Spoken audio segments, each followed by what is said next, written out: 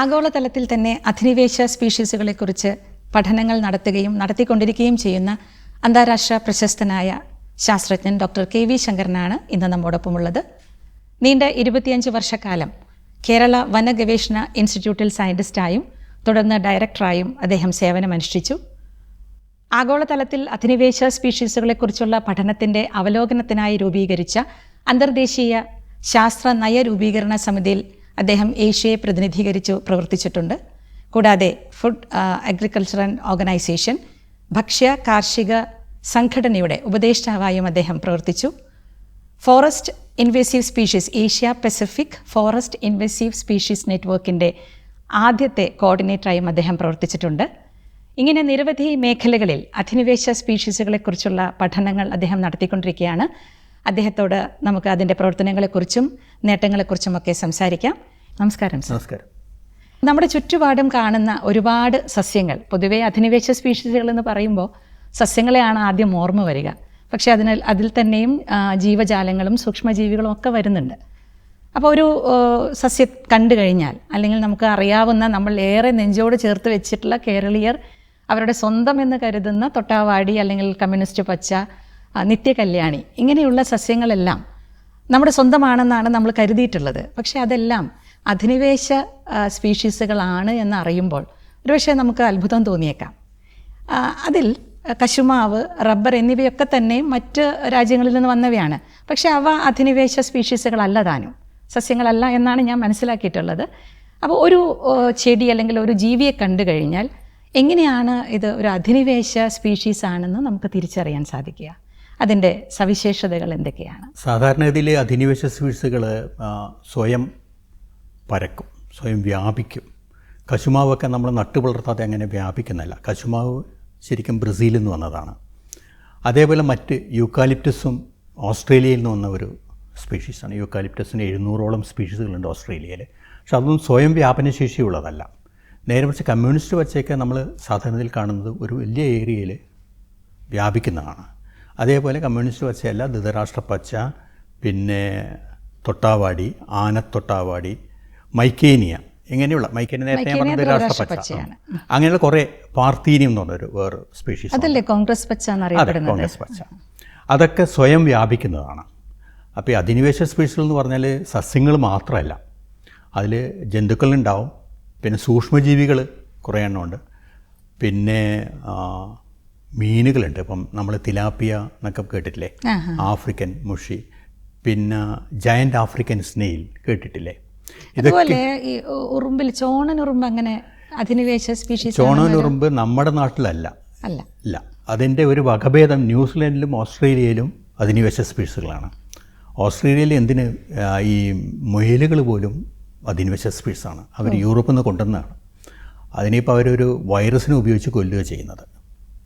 അതേപോലെ ഈ ഹോഴ്സസ് ഉണ്ടല്ലോ, കുതിരകൾ, ഓസ്ട്രേലിയയിൽ വൈൽഡ് ഹോഴ്സസ് ഉണ്ട്. അപ്പോൾ അതിൻ്റെ എണ്ണം കണ്ടമാനം വർദ്ധിച്ചുകൊണ്ട് അവർ ഷൂട്ട് ചെയ്യുകയാണ് ചെയ്യുന്നത് ഇപ്പം. അപ്പോൾ നമുക്ക് ചെടികൾ മാത്രമല്ല, ചെടികളാണ് നമുക്ക് എളുപ്പത്തിൽ മനസ്സിലാവുന്നത്. നമ്മുടെ നാട്ടിൽ നമുക്ക് നേരത്തെ പരിചയമില്ലാത്തൊരു ചെടി കാണുകയാണെങ്കിൽ ഇത് ഞാൻ നേരത്തെ കണ്ടിട്ടില്ലല്ലോ, ഇതെന്താണ് ചെടിയെന്ന് അന്വേഷിക്കാനുള്ള ഒരു പ്രായോഗിക ജ്ഞാനം നമ്മുടെ നാട്ടുകാർക്കില്ല. ഇനി അഥവാ അങ്ങനെ ചോദിക്കാൻ ഉദ്ദേശിച്ചാൽ തന്നെ അത് എവിടെ ചോദിക്കണമെന്ന് അവർക്കറിയില്ല. അതുകൊണ്ട് ഈ ഒരു പ്രശ്നം, അധിനിവേശ സ്പീഷീസുകളുടെ പ്രശ്നം എത്രയോ നൂറ്റാണ്ടുകളെ തുടരുന്നുണ്ട്. കാരണം മനുഷ്യൻ എന്ന് സഞ്ചാരം തുടങ്ങിയോ, കപ്പൽ സഞ്ചാരം, ചരക്ക് ഗതാഗതം തുടങ്ങിയോ, അന്ന് മുതൽ അധിനിവേശ സ്പീഷീസുകൾ നമ്മുടെ നാട്ടിൽ വരുന്നുണ്ട്. പക്ഷേ 1950 ഒരു പുസ്തകം, ചാൾസ് എൽട്ടൺ എന്ന് പറഞ്ഞൊരു ഓഥറുടെ ഒരു പുസ്തകം, അതിനുശേഷമാണ് നമ്മളിതിനെക്കുറിച്ച് കൂടുതൽ മനസ്സിലാക്കുന്നത്. എന്തുമാത്രം പരിസ്ഥിതി നാശം ഉണ്ടാക്കുന്നുണ്ട്, സാമ്പത്തിക നഷ്ടം ഉണ്ടാക്കുന്നുണ്ട്, മറ്റുള്ള ഒരുപാട് പ്രശ്നങ്ങൾ ഇതുകൊണ്ട് ഉണ്ടാവുന്നുണ്ട്. അത് മനസ്സിലാക്കി തുടങ്ങിയപ്പോൾ നമ്മളിതിനെ എങ്ങനെ നിയന്ത്രിക്കാം എന്നുള്ളതിനെക്കുറിച്ച് ആലോചിക്കാൻ തുടങ്ങി. തിരിച്ചറിയുക എങ്ങനെയാണ്? നമുക്കിപ്പോൾ ഒരു സാധാരണ ഇതിനെക്കുറിച്ചൊന്നും വലിയ ധാരണയില്ലാത്ത ഒരാൾക്ക് ഇത് വായിച്ചറിയുമ്പോഴാണ് ഇങ്ങനെ അധിനിവേശ സ്പീഷീസുകൾ ഇത്തരത്തിൽ വ്യാപിക്കുന്നുണ്ട് എന്ന് മനസ്സിലാവുന്നത്. എങ്കിലും ഒറ്റ ഒരു നോട്ടത്തിൽ അല്ലെങ്കിൽ അതിൻ്റെ ഒരു സവിശേഷത വെച്ചുകൊണ്ട് എങ്ങനെ അധിനിവേശ സ്പീഷീസ് ആണെന്ന് തിരിച്ചറിയും? ഒറ്റ നോട്ടം തിരിച്ചറിയാൻ എളുപ്പമല്ല. പക്ഷേ നമ്മൾ നേരത്തെ നാട്ടിൽ കാണാത്തൊരു സസ്യം ആണല്ലോ ഇതെന്നുള്ള ഒരു തിരിച്ചറിവുണ്ടായി കഴിഞ്ഞാൽ, ഇപ്പോൾ കമ്മ്യൂണിസ്റ്റ് വെച്ചൊക്കെ നമ്മളെ നാടൻ സസ്യം തന്നെ ആയിപ്പോയി. എത്രയോ വർഷങ്ങളായിട്ട് 1840 കമ്മ്യൂണിസ്റ്റ് പച്ച ഇന്ത്യയിൽ വരുന്നത്. കൽക്കത്ത ബൊട്ടാനിക്കൽ ഗാർഡനിലാണ് അതിനെ ആദ്യമായിട്ട് കൊണ്ടുവരുന്നത്. പക്ഷേ അതിനെ ഒരു അധിനിവേശ സ്പീഷീസായിട്ട് നമ്മൾ മനസ്സിലാക്കുന്നത് അതിൻ്റെ ഒരു വ്യാപനശേഷി കൊണ്ടാണ്. സാധാരണക്കാരനത് മനസ്സിലാവില്ല. ഒരു ശാസ്ത്രജ്ഞന് എളുപ്പത്തിൽ മനസ്സിലാവും ഇത് അധിനിവേശ സ്പീഷീസ് ആണോ എന്നുള്ളത്. ഈ തൊട്ടാവാടി പോലുള്ളത് എത്രയോ കാലങ്ങളെ വന്നതാണ്. അപ്പോൾ ഈ തൊട്ടാവാടിയൊക്കെ നമ്മുടെ നാട്ടിലെ തനത് സ്പീഷീസായി തന്നെ മാറിക്കഴിഞ്ഞു. തൊട്ടാവാടി എനിക്ക് തോന്നുന്നു അതുപോലെ അധിനിവേശ പ്രക്രിയയിൽ ഇപ്പം അത്ര അധികം വരുന്നില്ലല്ലോ. ഇല്ല, അതിന് നമ്മൾ സാധാരണഗതിയിൽ അതൊരു വിദേശ സ്പീഷീസ് ആണെങ്കിൽ തന്നെയും അതിനെ നമ്മൾ നാച്ചുറലൈസ്ഡ് എന്ന് പറയും. നമ്മുടെ നാട്ടിലേതായിട്ടത് മാറിക്കഴിഞ്ഞു. അത് കാര്യമായ വ്യാപനം അതിനില്ല. പക്ഷേ അതൊരു വിദേശ സ്പീഷീസ് തന്നെയാണ്. അപ്പോൾ ഇങ്ങനെ വിദേശ സ്പീഷീസുകൾ സസ്യങ്ങളായാലും ജന്തുക്കളായാലും സൂക്ഷ്മജീവികളായാലും നമ്മുടെ നാട്ടിലേക്ക് വരികയും അത് നമ്മുടെ ആവാസ വ്യവസ്ഥയ്ക്ക് കാര്യമായ ക്ഷതമേൽപ്പിക്കുകയും ചെയ്യുമ്പോഴാണ് നമ്മളതിനെ വലിയ പ്രശ്നങ്ങളായി കാണുന്നത്. അപ്പോൾ ന്യായമായിട്ടും അതിനെ എങ്ങനെ നിയന്ത്രിക്കാം എന്നുള്ളതാണ് നമ്മുടെ പിന്നത്തെ ചിന്താവിഷയം. എങ്ങനെയാണ് താങ്കൾ ഈ ഒരു രംഗത്തേക്ക് കടന്നു വരാനുണ്ടായ സാഹചര്യം? നേരത്തെ അധിനിവേശ സ്പീഷീസുകൾ എന്നുള്ള ഒരു വിഷയം എടുത്തുകൊണ്ടാണോ, അതല്ല യാദൃശ്ചികമായി ഇങ്ങനെ ഒരു രംഗത്തേക്ക് എത്തിപ്പെട്ടതാണോ ഈ ഒരു വിഷയത്തിലേക്ക്? തികച്ചും യാദൃശ്ചികമാണ്. കാരണം എൻ്റെ ട്രെയിനിങ് ഞാനൊരു മൈക്കോളജിസ്റ്റാണ്. ഫംഗസുകളെക്കുറിച്ച് പഠിക്കുന്ന ആൾ. എൻ്റെ PhD ഗവേഷണം അതിലായിരുന്നു. അപ്പോൾ വനഗവേഷണ ഇൻസ്റ്റിറ്റ്യൂട്ടിൽ ഞാൻ ജോലിയിൽ പ്രവേശിക്കുന്നത് ഒരു പ്ലാന്റ് പാത്തോളജിസ്റ്റായിട്ടാണ്. മരങ്ങൾക്കുണ്ടാകുന്ന രോഗങ്ങളെ എങ്ങനെ ചികിത്സിച്ച് ഭേദമാക്കാം എന്നുള്ളതാണ്. അപ്പോൾ എതിർച്ചയാ എൻ്റെ ഒരു ഗവേഷണ തോട്ടത്തിൽ, വാഴച്ചാൽ എന്ന സ്ഥലത്തെ ഗവേഷണ തോട്ടത്തിൽ ഒരു ചെടി ഇങ്ങനെ എൻ്റെ ഈ എക്സ്പെരിമെൻ്റൽ പ്ലാന്റ്സിനെയൊക്കെയും മൂടിക്കൊണ്ട് വളർന്ന് അതിനെയൊക്കെ കൊല്ലുന്നതായിട്ട് ഞാൻ കണ്ടു. അപ്പോൾ ഇതേതാണ് ചെടിയെന്ന് ഞാൻ സ്വാഭാവികമായിട്ട് ഞാൻ ഇങ്ങനെ ആലോചിച്ചു. അപ്പോൾ ഞാൻ ഞങ്ങളുടെ ഇൻസ്റ്റിറ്റ്യൂട്ടിലെ ടാക്സോണമിസ്റ്റിനോട് ചോദിച്ചപ്പോൾ അത് മൈക്കേനിയ മൈക്രാന്ത എന്ന് പറഞ്ഞ ചെടിയാണെന്ന് പറഞ്ഞു. അത് നമ്മുടെ നാട്ടുകാരനല്ല, സൗത്ത് അമേരിക്കയിൽ നിന്ന് വന്നതാണെന്ന് അദ്ദേഹം എന്നോട് പറഞ്ഞു. ധൃതരാഷ്ട്രപ്പച്ച. അപ്പോൾ അത് ഇങ്ങനെ വന്നപ്പോഴേ ഞാൻ എത്ര പ്രാവശ്യം ഞാൻ എൻ്റെ ഈ പ്ലാന്റേഷൻ നമ്മൾ ഗ്രോ ചെയ്യാൻ ശ്രമിച്ചു. അപ്പോഴൊക്കെ ഈ മൈക്കേനിയ വന്നിട്ട് എത്ര പ്രാവശ്യം വെട്ടിമാറ്റിയാലും മൈക്കേനിയ പോവില്ല, അത് വീണ്ടും വളരും. വെട്ടിമാറ്റുന്നതിനകത്ത് കൂടുതൽ ത്വരിത വളർച്ചയാണ് ഉണ്ടാവുന്നത്. അപ്പോൾ അങ്ങനെ വന്നപ്പോൾ ഞാൻ ഇതിനെക്കുറിച്ച് ആലോചിച്ചു എന്ത് ചെയ്യണം. അപ്പോൾ ആ സമയത്താണ് എനിക്ക് ബ്രിട്ടനിലെ ഒരു ഫെലോഷിപ്പ് കിട്ടുന്നത്, ചാൾസ് ഡാർവിൻ്റെ പേരിലൊരു ഫെലോഷിപ്പ് കിട്ടുന്നത്. അപ്പം ഞാൻ അവിടുത്തെ ഇൻ്റർനാഷണൽ മൈക്കോളജിക്കൽ ഇൻസ്റ്റിറ്റ്യൂട്ട് എന്നാണ് ഇൻസ്റ്റിറ്റ്യൂട്ട് പറയുന്നത്.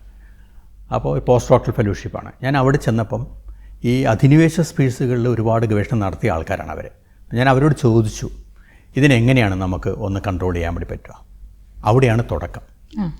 അങ്ങനെ ഈ കാബി എന്ന് പറയുന്ന ആ ഇൻ്റർനാഷണൽ മൈക്കോളജിക്കൽ ഇൻസ്റ്റിറ്റ്യൂട്ട് പിന്നെ ഞാൻ 6-7 ഗവേഷണ പ്രോജക്ട്സ് ചെയ്തു കൊളാബറേഷനായിട്ട്, കൊളാബറേറ്റീവ് മോഡൽ. അപ്പോൾ അങ്ങനെയാണ് എൻ്റെ ഒരു 1995 കൂടിയാണ്. അപ്പം അന്നേരം ഇന്ത്യയിൽ അങ്ങനെ ഒരു ശൈശവദേശയിലായിരുന്നു ഇതിനെക്കുറിച്ചുള്ള ഗവേഷണം. ആരും തന്നെ അധിനിവേശ സ്പീഷീസുകളെ കുറിച്ചിട്ട് ഗവേഷണം നടത്തിയിരുന്നില്ല, എന്ന് വലിയ അവബോധം ഉണ്ടായിരുന്നില്ല.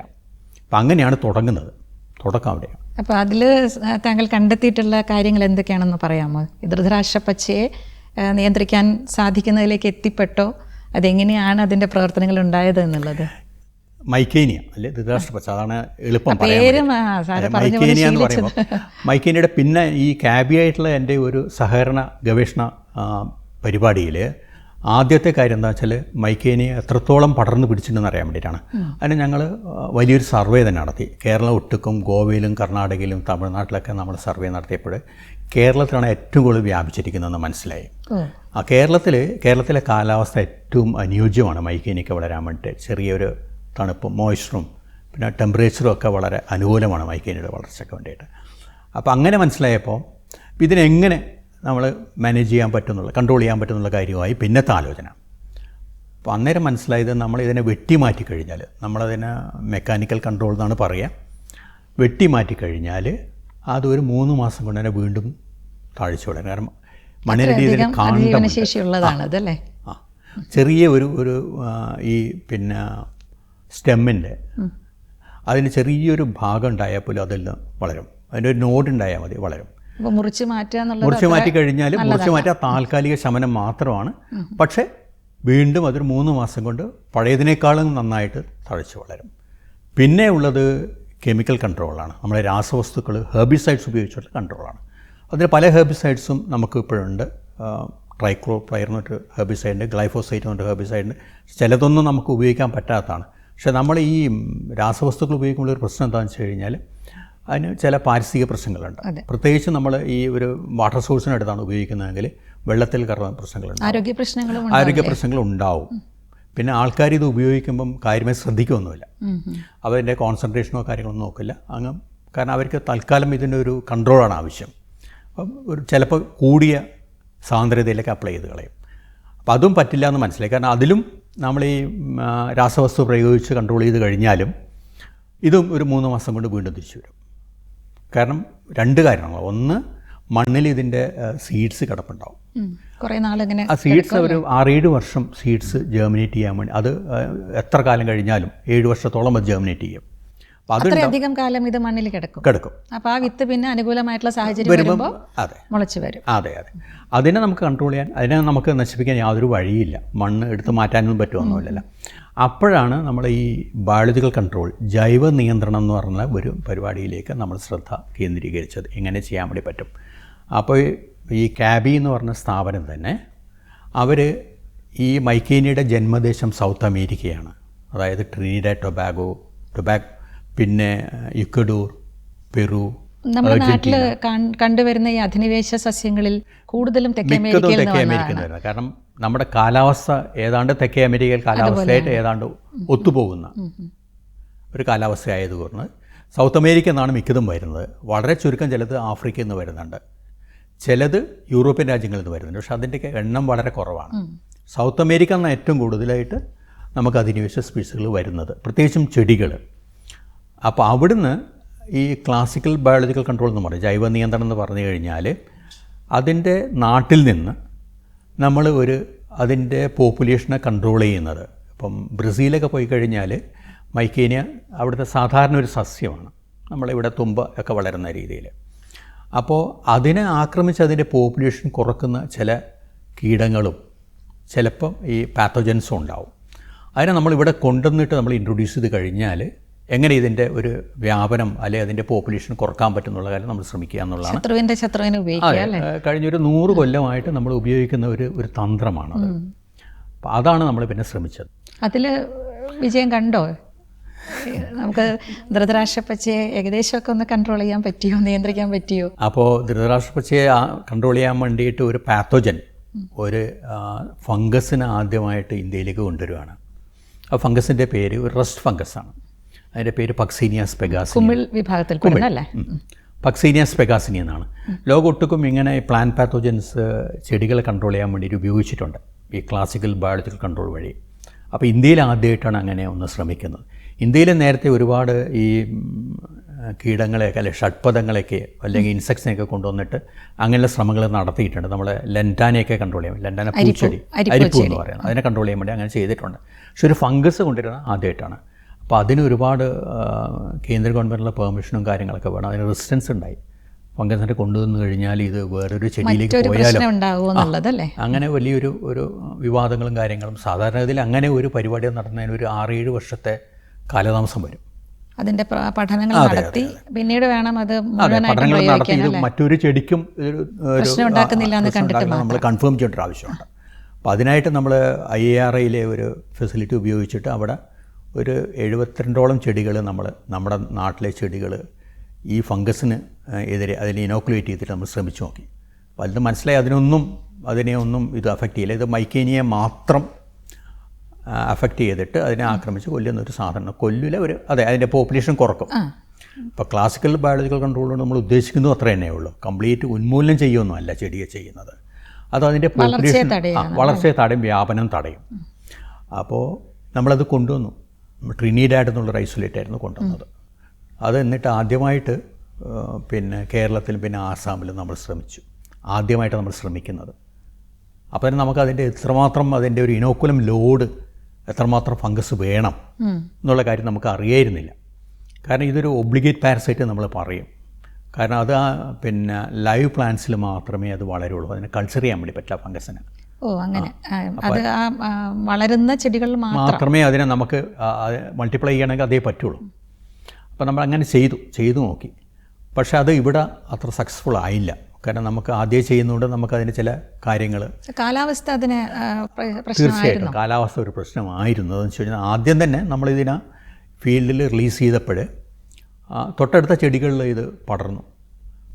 പക്ഷേ ഈ ഹ്യൂമിഡിറ്റി കുറഞ്ഞപ്പോൾ, ടെമ്പറേച്ചർ കൂടിയപ്പോൾ, ഒരു ഒക്ടോബർ നവംബർ ആകുമ്പോഴത്തേക്കും അതിൻ്റെ എണ്ണം കുറഞ്ഞു വന്നു. ഈ ചെടികൾ, ഇതിന് അഫക്റ്റഡ് ചെടികളുടെ എണ്ണം കുറഞ്ഞു വന്നു. പിന്നെ ഫംഗസ് അങ്ങോട്ട് സ്പ്രെഡ് ചെയ്യുന്നില്ല. സാധാരണ കുമിളുകൾക്ക് അനുകൂലമായ ഒരു കാലാവസ്ഥ എന്ന് പറയുന്നത് നല്ല ഹ്യൂമിഡിറ്റി, അന്തരീക്ഷ താപം കുറയുന്നതായിരിക്കും. താപം കുറയണം, പിന്നെ ഇത് ഹ്യൂമിഡിറ്റി വേണം, നല്ല കാര്യങ്ങൾ വേണം. അപ്പോൾ ഈ സമയം ആകുമ്പോഴത്തേക്ക് മിക്കവാറും നമ്മുടെ നാട്ടിലെ കാലാവസ്ഥ കുറച്ച് ചൂടാവും. ഒരു ഡിസംബർ ആകുമ്പോഴത്തേക്ക് ഫംഗസ് കംപ്ലീറ്റ് ആയിട്ട് അങ്ങ് ഡിസപ്പർ ചെയ്തു. അത് തീരെ കാണാണ്ടായി, നഷ്ടപ്പെട്ടു പോയി നമുക്ക്. അപ്പം നമുക്കത് ഇവിടെ പറ്റിയതല്ല എന്ന് നമുക്ക് മനസ്സിലായി. നേരെ മറിച്ച് ഇത് പസഫിക് കൺട്രീസിൽ ഫിജി, പപ്പുവ ന്യൂഗിനി, വനുവാത്തു, അല്ല കുറേ രാജ്യങ്ങൾ വളരെ എഫക്റ്റീവായിരുന്നു. മൈക്കേനിയ അവിടെ കൺട്രോൾ ചെയ്തു. അത് ചൈനയിലും അതേപോലെ ശ്രമങ്ങൾ നടക്കുന്നുണ്ട്. ചൈനയിലും പക്ഷേ ആദ്യം അത്ര വിജയപ്രദമായിരുന്നില്ല. പക്ഷേ ഇത് മിക്കവാറും ഒരു വളരെ നല്ല പിന്നെ ബയോ കൺട്രോൾ ഏജൻ്റായിട്ട് പക്സീനിയെ സ്വീകരിച്ചു കഴിഞ്ഞു. അപ്പോൾ ഈ അടുത്തുണ്ടായ ഒരു മീറ്റിങ്ങിൽ നമ്മൾ വീണ്ടും പക്സീനിയയുടെ വേറൊരു, ഇപ്പം നമ്മൾ ട്രിനിഡാഡ് എന്നുള്ള ഒരു പാത്തോവാർ നമ്മൾ പറയും, അതിനെയാണ് ഇൻട്രൊഡ്യൂസ് ചെയ്തത്. യുക്കഡോർ എന്നുള്ള ഒരു ഐസോലേറ്റിനെ കൊണ്ടുവന്ന് ചിലപ്പോൾ കൂടുതൽ ഫലപ്രദമാവും നമ്മൾ മനസ്സിലാക്കുന്നുണ്ട്. ഇത്രയധികം അധിനിവേശ സ്പീഷീസുകൾ നമ്മുടെ നാട്ടിൽ കണ്ടുവരാനുണ്ടായ സാഹചര്യം അതെങ്ങനെയാണ് എത്തിപ്പെട്ടിട്ടുണ്ടാവുക? അപ്പം നേരത്തെ താങ്കൾ പറഞ്ഞു മനുഷ്യൻ എന്ന് സഞ്ചാരം തുടങ്ങിയിട്ടുണ്ടോ അന്ന് മുതൽ നമ്മുടെ നാട്ടിൽ അധിനിവേശ സ്പീഷീസുകൾ കണ്ടെത്തിയിട്ടുണ്ടെന്ന്. അതല്ലാതെ എങ്ങനെയൊക്കെ ഇത് നമ്മുടെ നാട്ടിൽ എത്തിപ്പെടാനുള്ള സാഹചര്യം ഏതൊക്കെയാണ്? ഒന്ന്, നമ്മൾ സ്വയമേവ നമ്മൾ താല്പര്യപ്പെട്ട് കൊണ്ടുവരാം. ചിലപ്പോൾ വനങ്ങളിൽ വളർത്താൻ വേണ്ടിയായിരിക്കും, അതിൽ അലങ്കാര ചെടിയായിട്ടായിരിക്കും കൊണ്ടുവരുന്നുണ്ടാവുക. ഒന്നത്. രണ്ടാമത്തെ കാര്യം, നമ്മൾ ഈ കാർഗോ, നമ്മൾ എന്തെങ്കിലും ചരക്കുകൾ ഇങ്ങോട്ട് ഇറക്കുമതി ചെയ്യുമ്പം, പ്രധാനമായിട്ട് കപ്പൽ വഴി വരുമ്പം അതിലൊക്കെ ഒരുപാട് ആ രാജ്യങ്ങളിൽ നിന്നുള്ള എന്തെങ്കിലും ഒരു സാധനം അതിൽ വരും. അതുമാത്രമല്ല, കപ്പലിൽ ഒരു ബെല്ലാസ്റ്റ് വാട്ടർ എന്ന് പറഞ്ഞ സാധനമുണ്ട്. കപ്പലിൻ്റെ ബാലൻസിങ് ചെയ്യാൻ വേണ്ടിയിട്ട് എവിടുന്ന് കപ്പൽ പുറപ്പെടുന്നു അവിടെ നിന്നുള്ള പിന്നെ സമുദ്രത്തിൽ നിന്നുള്ള വെള്ളമാണത്. അതിവിടെ കൊണ്ടുവന്ന് അതൊരു ഇവിടുത്തെ കടലിലേക്ക് അങ്ങ് ഒഴുക്കി കളയും. അപ്പോൾ അതിൽ നിന്ന് കുറേ എണ്ണം വരും. പിന്നെ കപ്പലിൻ്റെ അടിയിൽ പറ്റിപ്പിടിച്ച് കിടക്കുന്ന കുറേ സാധനങ്ങളുണ്ട്. അതും ഈ എന്തെങ്കിലുമൊക്കെ ഈ ജീവികളായിരിക്കും. ഇതെല്ലാം വലിയ പ്രശ്നമാണ്. പിന്നെ വിമാനത്താവളങ്ങൾ നമ്മൾ കൊണ്ടുവരുന്ന എന്തെങ്കിലും സാധനങ്ങൾ, എന്തെങ്കിലും ഒരു സ്പോറോ ഒരു സീഡോ നമ്മൾ കൊണ്ടുവരുന്ന ചിലപ്പം ചില ചെടികളായിരിക്കും, അല്ലെ വിത്തുകൾ കൊണ്ടുവരും നമ്മൾ സമ്മതമില്ലാത്തതുണ്ട്. ഇതൊക്കെയും പ്രധാനമായിട്ട് വരുന്നതാണ്. പിന്നെ പാർത്തീനി എന്ന് പറഞ്ഞ സസ്യം വന്നത് നമ്മൾ അമേരിക്കയിൽ നിന്ന് ഗോതമ്പ് ഇറക്കുമതി ചെയ്തപ്പോൾ വന്നതാണ്. അതുപോലെ മൈക്കേനിയ വന്നത് ഒന്ന് അതിനെ ഒരു ആവരണ വിളയായിട്ട് തോട്ടങ്ങളിൽ അത് ഉപയോഗിച്ചിട്ടുണ്ടായിരുന്നു. അതിന് പുറമെ ഈ രണ്ടാം ലോകമഹായുദ്ധകാലത്ത് എന്ന് വെച്ചാൽ ഈ ക്യാമഫ്ലേജിങ് എന്ന് പറയും, ഒളിത്താവളങ്ങൾ ഉണ്ടാക്കാൻ വേണ്ടി മൈക്കേനിയ ഉപയോഗിച്ചിട്ടുണ്ടായിരുന്നു. നന്നായി പടർന്നു കയറുന്ന ഒരു സസ്യമാണല്ലോ. 25 മീറ്റർ വരെ ഉയരമുള്ള മരങ്ങൾ വരെ അത് പടർന്നു കയറി ഉണക്കിക്കളയും. അപ്പോൾ അതിനു വേണ്ടിയാണ് കൊണ്ടുവന്നത്. പിന്നെ ലൻഡാന കൊണ്ടുവന്നത് അലങ്കാര ചെടിയായിട്ടാണ്. അരിപ്പൂ ഇന്നിപ്പോൾ നമുക്ക് ധാരാളം കാണാൻ പറ്റും, പല നിറത്തിലുള്ള അരിപ്പൂ ചെടികളുണ്ട്. അത് എല്ലാം അധിനിവേശ സ്പീഷീസുകളാണോ? അല്ല, വെളുത്തത് മഞ്ഞയൊന്നും അധിനിവേശമുള്ളതല്ല. പ്രധാനമായിട്ടും മുള്ളുള്ള ലൻഡാനയാണ് അധിനിവേശമായിട്ട് കാണുന്നത്. ഓറഞ്ച് റെഡും കളറുന്ന അത് നല്ല അധിനിവേശ ശേഷിയുള്ളതാണ്.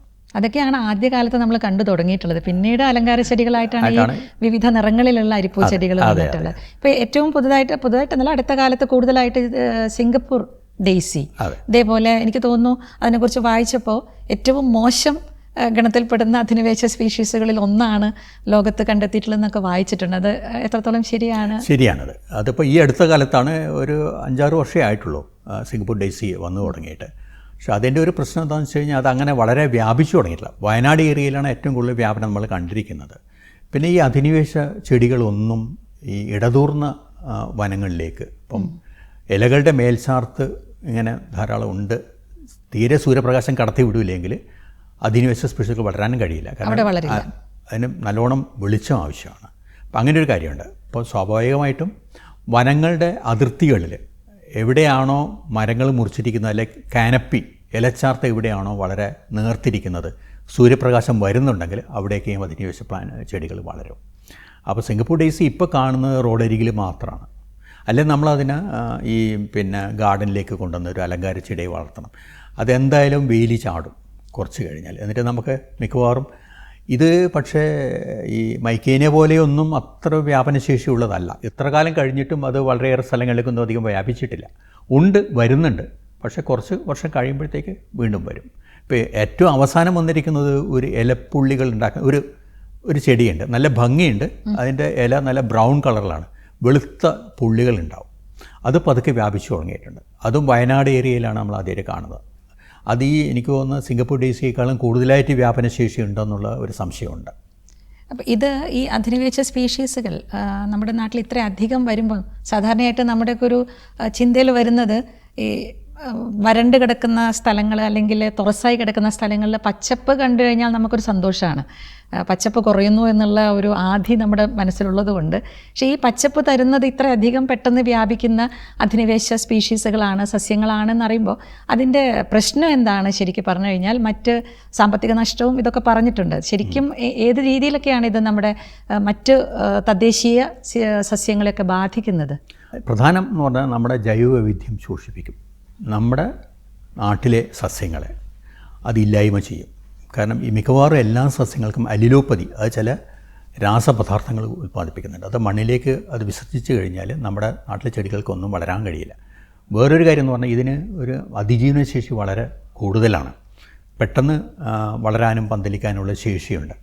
നമ്മുടെ നാട്ടിലെ ചെടികൾ ഈ മുളക്കണമെന്ന് ആലോചിച്ച് കൊടുക്കുന്നതിന് മുമ്പ് തന്നെ ഇത് വളർന്ന് ഏതാണ്ട് കാരണം സ്മോദറിയ എന്ന് പറയും, അതിനെ കവർ ചെയ്യും. അപ്പോൾ പിന്നെ വളരാൻ വേണ്ടി പറ്റില്ല. അതാണ്. അപ്പോൾ ജൈവവൈവിധ്യ ശോഷണമാണ് ഏറ്റവും പ്രധാനപ്പെട്ട ഒരു കാര്യം. സാമ്പത്തിക നഷ്ടം ഉണ്ടാകുന്നുണ്ട്. എങ്ങനെയാണെന്ന് വെച്ച് കഴിഞ്ഞാൽ നമ്മൾ ഈ അധിനിവേശ സ്പീഷീസുകളെ കളയാൻ വേണ്ടിയിട്ട് നമ്മൾ ചിലപ്പോൾ ഹെർബിസൈഡ്സ് ഉപയോഗിക്കേണ്ടി വരും. സാധാരണഗതിയിൽ നമുക്കതൊന്നും ഉപയോഗിക്കേണ്ടി വരാറില്ല. ഇപ്പം പൈനാപ്പിൾ ആയാലും ബനാന പ്ലാന്റേഷൻസ് ആയി കഴിഞ്ഞാൽ നമുക്ക് ഒരിക്കലും നമ്മൾ ഇതൊന്നും ചെയ്യേണ്ടി വരാറില്ല. ഒന്നുകിൽ പറിച്ച് കളയണം, അല്ലെങ്കിൽ ഹെർബിസൈഡ്സ് ഉപയോഗിക്കണം. അപ്പോൾ അധിക ചിലവായി. അങ്ങനെ ഒരു കാര്യമുണ്ട്. പിന്നെ പാരിസ്ഥിതിക നാശം എന്ന് പറഞ്ഞു കഴിഞ്ഞാൽ ഒരുപാട് ഇങ്ങനെ വരുമ്പം നമുക്ക് ഈ എക്കോസിസ്റ്റം സർവീസസ് നമ്മൾ പറയും, നമുക്ക് കിട്ടുന്ന ചില നല്ല വായു ഇതൊക്കെ അതിനൊക്കെ ഇത് വല്ലാതെ അഫക്റ്റ് ചെയ്യും. പിന്നെ ഏറ്റവും പിന്നെ നമ്മൾ ചിലപ്പോൾ കണ്ടിരിക്കാൻ സാധ്യതയുള്ളത് വളരെ കൗതുകകരമായി തോന്നിയൊരു കാര്യം എന്ന് പറഞ്ഞാൽ നമ്മൾ പാലക്കാട് നിന്ന് കോയമ്പത്തൂരിലേക്ക് പോകുന്ന വഴിക്ക് പാലക്കാട് ഗ്യാപ്പ് കടന്ന ഉടനെ കാണുന്ന വലിയ വിശാലമായ പച്ചപ്പ് കാണുന്നുണ്ട്. നമ്മൾ വിചാരിക്കും കോയമ്പത്തൂർ ഇത്രയധികം പച്ചപ്പുണ്ടോ നമ്മൾ. പക്ഷെ അത് ഒരു അധിനിവേശ സ്പീഷീസാണ്. എൻ്റെ പേര് പ്രോസോപ്പിസ് എന്നാണ്. അതും സൗത്ത് അമേരിക്കയിൽ നിന്ന് വരുന്നതാണ്. അതാണ് ഞാൻ നേരത്തെ പറഞ്ഞത്, നമുക്ക് ഈ പച്ചപ്പ് കണ്ടു കഴിഞ്ഞാൽ അത് ഏത് വിഭാഗത്തിൽ പെടുന്നതാണെന്ന് നമ്മൾ ചിന്തിക്കില്ല. ഈ പ്രോസോപ്പിസ് എവിടെയും വളരും, മുള്ളുണ്ട്. അപ്പോൾ അതൊരിക്കലും നമ്മുടെ നാട്ടിലൊരു സസ്യമല്ല. പക്ഷേ നമ്മൾ പ്രോസോപ്പിസിനെ കൺട്രോൾ ചെയ്യാൻ വേണ്ടി ചെന്ന് കഴിഞ്ഞാൽ വലിയ പ്രശ്നങ്ങൾ, സാമൂഹ്യ പ്രശ്നങ്ങൾ നേരിടേണ്ടി വരും. എന്താണെന്ന് വെച്ച് കഴിഞ്ഞാൽ പ്രോസോപ്പിസ് ഒരു ലൈവ്ലിഹുഡാണ്. ആൾക്കാർ അതിനെ വല്ലാതെ ആശ്രയിക്കുന്നുണ്ട്. ചാർക്കോൾ ഉണ്ടാക്കാൻ ഉപയോഗിക്കും. ചില സ്ഥലങ്ങളിലൊക്കെ തമിഴ്നാട്ടിൽ പച്ചക്കറി കൃഷി ഉപേക്ഷിച്ചിട്ട് പ്രോസോപ്പിസ് വളർത്താൻ തുടങ്ങിയിരുന്നു. വളർത്തുക സ്വാഭാവിക വളരല്ല. അത് വളർത്തുമ്പോൾ എന്ന് വെച്ചാൽ അവർക്കത് കുറച്ച് കഴിഞ്ഞാൽ വെട്ടിയിട്ട് ചാർക്കോൾ ഉണ്ടാക്കാൻ പറ്റും.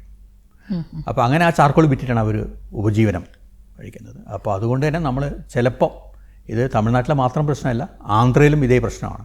ആന്ധ്രയിലാണ് ആദ്യം ഈ പ്രോസോപ്പിസ് ഇറക്കുമതി ചെയ്തത്. കാരണം അതൊന്ന് പിന്നെ നമുക്ക് വിറകിന് വേണ്ടിയിട്ടായിരുന്നു. പക്ഷെ പിന്നെ അതങ്ങ് വ്യാപിക്കാൻ തുടങ്ങി. ഭാഗ്യവശാൽ കേരളത്തിൽ അതില്ല.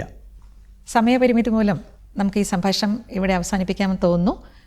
ഈ വിഷയത്തിൽ കൂടുതൽ വിശേഷങ്ങളുമായി അടുത്ത അധ്യായത്തിൽ കാണാം. അതുവരേക്കും നന്ദി, നമസ്കാരം.